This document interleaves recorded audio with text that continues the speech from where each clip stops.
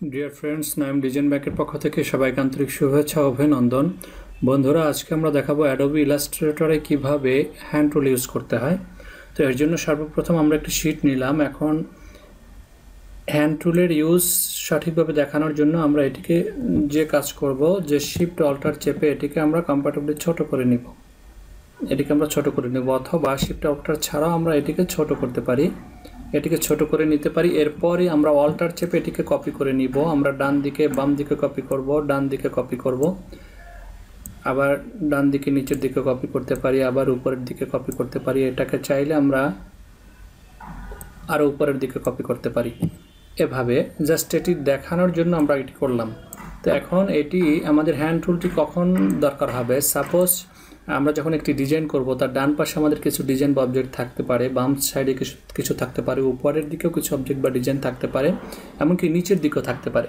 তো এগুলোকে আমরা যখন টেনে দেখব, টেনে দেখার জন্য, অথবা ডান পাশের ডিজাইন বা অবজেক্টটিকে আমরা টেনে বাম দিকে নেওয়ার জন্য, বা উপর থেকে নিচে নেওয়ার জন্য, বা বাম দিক থেকে ডান দিকে নেওয়ার জন্য, এই ধরনের কাজগুলো করার জন্য, বিশেষ করে যে কোনো ডিজাইন বা অবজেক্টকে মুভ করার জন্য, একদিক থেকে অন্যদিকে মুভ করার জন্য আমাদের হ্যান্ড টুলটি দরকার হয়।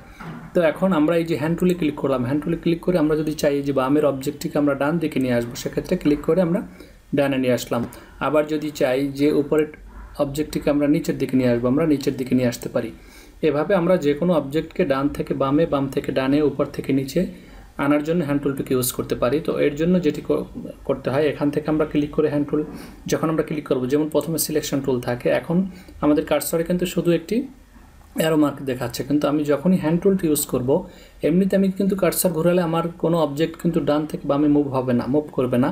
কিন্তু যখন আমি হ্যান্ড টুলটিকে ক্লিক করব, হ্যান্ড টুলে ক্লিক করার পরে হ্যান্ড টুল মানে হ্যান্ড সদৃশ একটি টুল দেখা যাচ্ছে বা একটি মার্কিং পয়েন্ট দেখা যাচ্ছে। এইটি ইউজ করে, এই মার্কিং পয়েন্টটি ইউজ করে আমি যখন কোনো অবজেক্টকে ডান দিকে টেনে নিব, তখন ডান দিকে যাবে, যখন বাম দিকে নিব তখন বাম দিকে যাবে, যখন উপরের দিকে নিব তখন উপরের দিকে যাবে। এছাড়াও আমরা কন্ট্রোল চেপে আমরা যখন মাউসের মিডল স্ক্রল যেটি যখন ঘোরাবো, এটি দিয়েও কিন্তু আমরা যে কোনো অবজেক্টকে ডান থেকে বামে নিতে পারি, বা বাম থেকে ডানে নিতে পারি, উপর থেকে নিচে নিতে পারি, যেটি হ্যান্ড টুল দিয়ে সাধারণত যে রকমের কাজ করা হয়।